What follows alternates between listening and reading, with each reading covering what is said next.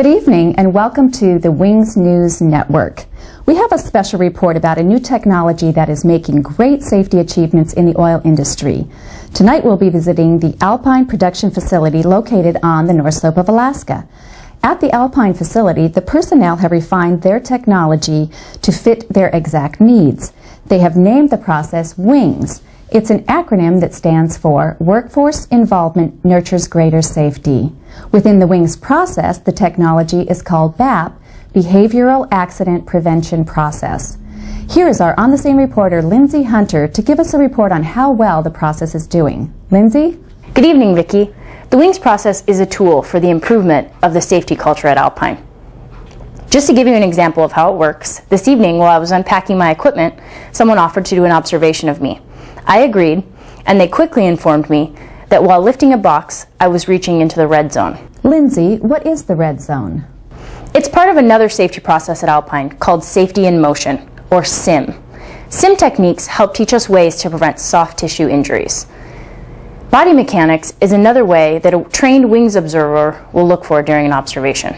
So tell me, what is the main benefit of WINGS? As we all know, the oil industry can be a very hazardous industry. The men and women who work on the North Slope work long hours away from home in a very harsh environment. Having positive feedback that reinforces a vigilant safety culture is critical to a safe work environment. It can be the difference between going home on your scheduled flight or ending up here, the Alpine Medical Facility. Wow, if it's going to keep me out of there, I'll certainly want to use it. How can the WINGS process keep me or someone else from getting injured? It's a great question, Vicki. I actually had an interview earlier today with one of the Alpine Wings facilitators, Curtis Sweep. Let's watch that now. Thanks for your time, Curtis. How can the WINGS process help prevent injuries? It's a great question, and it really comes down to what WINGS stand for. Workforce Involvement Nurtures Greater Safety. And the key part of that is the workforce. And when you have a culture at a work site and you're developing a safe culture, that workforce involvement is really critical to whether you're going to have a successful workplace with limited injuries. And so with that, we have people that are trained to look for at-risk behaviors and safe behaviors. And we can proactively work to reduce potential before it happens. So what can a trained WINGS observer look for while doing an observation? What we have is something that we call a critical behavior inventory, or CBI.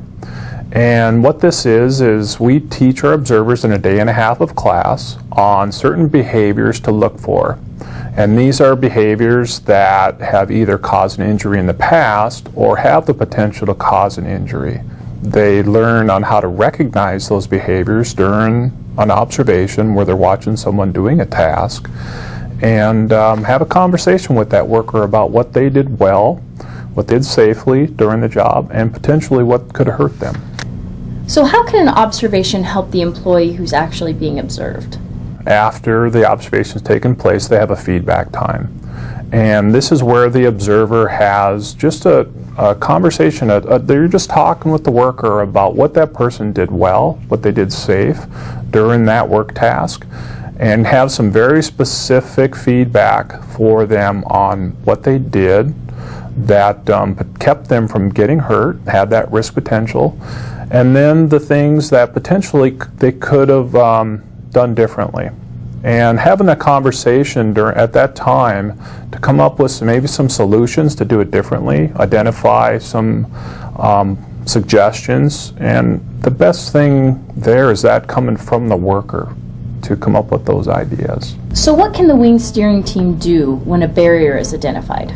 The steering team can get involved, the work groups can get involved. You have a conversation, yes, at a peer-to-peer level, but when barriers are identified and you have a suggested solution, the data that goes into our database gets turned around and monthly goes out to the work group so they can have a conversation about things that can be changed, things that can be upgraded, improved, and that brainstorm and action planning is really where it gets down to that what's in it for me, for the worker.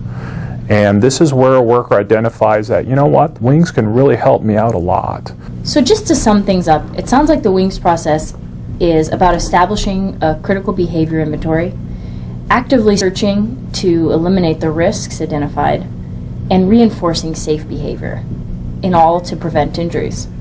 Definitely. An employee-driven process that is proactive versus reactive. It's really where WINGS strives to be above and beyond when it comes to preventing injuries. Great. Thanks for your time. Thank you. That's interesting, Lindsay. To give us a greater idea of how this work is completed, we have our investigative reporter, Douglas Moore, on the scene. Douglas is interviewing some of the steering team members. Let's see what he's found out. Thank you, Vicki. Yes, I have heard of all the bunk surrounding this employee-driven process. To be honest with you, I don't understand why a company would spend that kind of money and not see a financial return. I'm here to dispel the illusions and get to the truth. I think I'll start with the WINGS steering team. Who's the company supervisor with this process? We have a facilitator. We all have equal input. It asks for a representative of the company. The team's not structured that way. The process is employee driven with no company barriers. Our team is made up of both contractors and company employees. Our team has a management sponsor that ensures the foundations are maintained as well. Employee driven, I see. What do you do with the observations you collect? Which supervisor receives them? When do they reprimand the employee?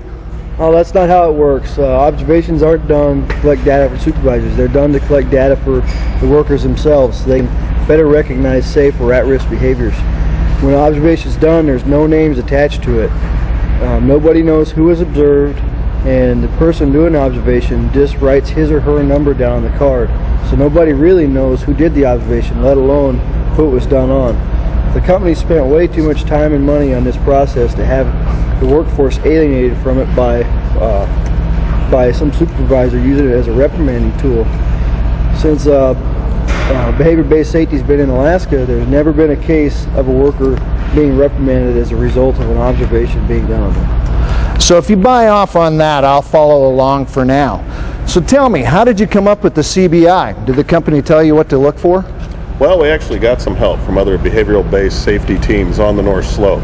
Both Prudhoe Bay and Kuparuk had their systems in place before Alpine went in production. So we used their experiences to build our critical behavior inventory, or CBI, and adjust it to fit our own needs. The steering team also looks at feedback from personnel and from the data we've gathered to make further adjustments. We do annual data reviews to make sure we're identifying the correct behaviors, and we look at industry trends and workforce recommendations to make any further adjustments. So you do observations till you find one of your coworkers doing something wrong. Then to make it official, you put it in writing and hand the observation off to someone doing a data review. Sounds to me like you're watching your buddies till you find them doing something wrong to make yourself look better. Douglas, this is not a game we're playing. It's not about making your buddies look better or worse. It's about changing behavior. Observers are trained to look for at-risk behavior as well as safe performance.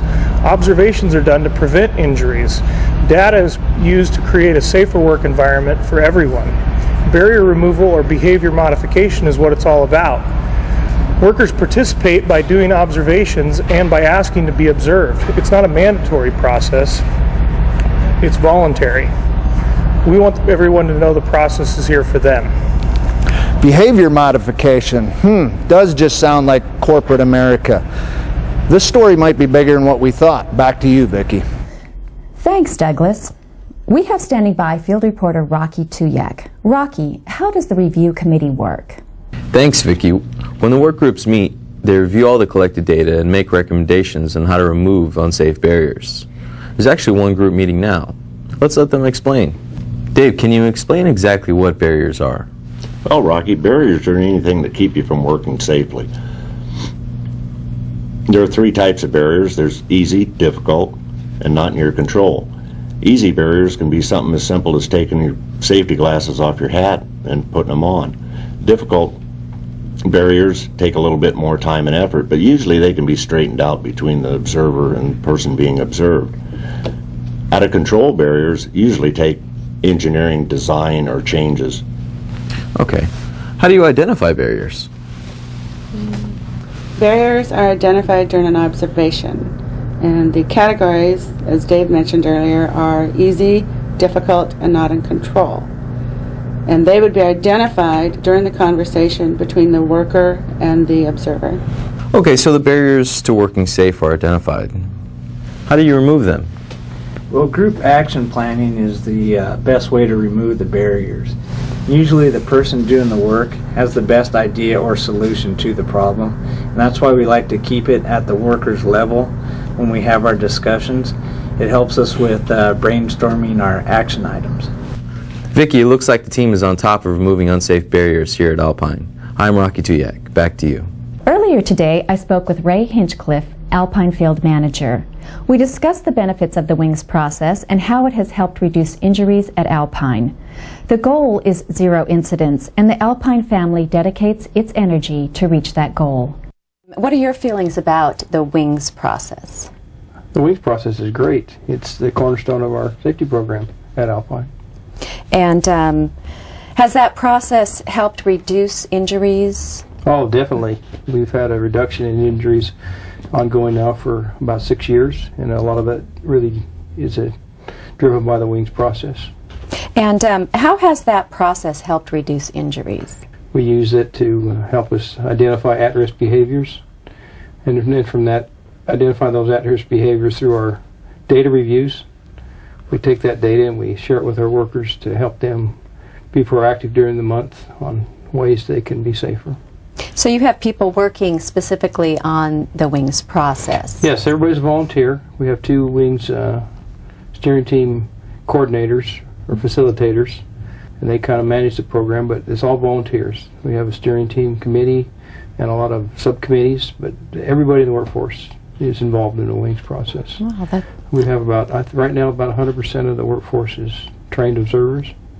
So you keep quite a lot of statistics. How many people are at Alpine that are involved in this?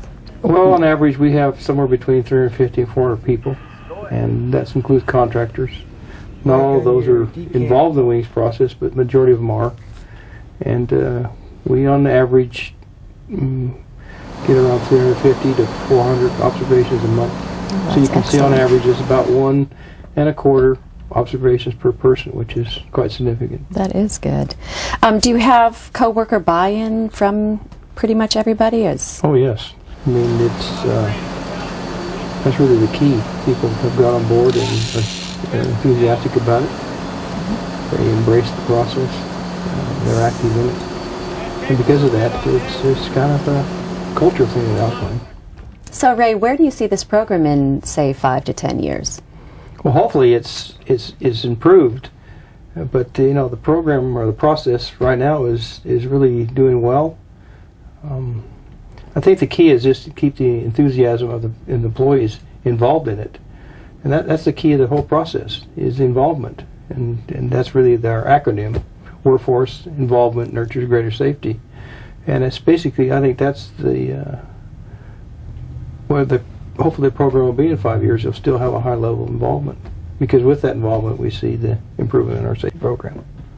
This story is just in. We have some breaking news. Field reporter Lindsay Hunter just caught up with Darren Beals, one of the WINGS facilitators at Alpine. Let's see what they have to say about the WINGS process and its importance to the Alpine family. Thanks, Vicki. I was headed out for a tour of the plant and happened to run into Darren Beals, our other WINGS facilitator, so I just wanted to get his take on what the WINGS process really means to him. Thanks, Lindsay. You know, the WINGS process here at Alpine is all about caring for our employees. We want employees to look out for each other, give each other feedback on what they see. 97% of our employees are observer trained, so we really want them to actively care for each other.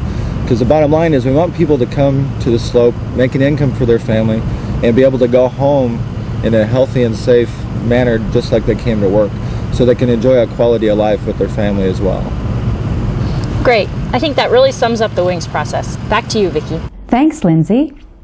The WINGS process is a great tool to help workers remain safe. It's amazing how much effort it takes from everyone involved to create and maintain a safe work culture. But the rewards are priceless. That's our newscast for tonight. Have a good evening and be safe.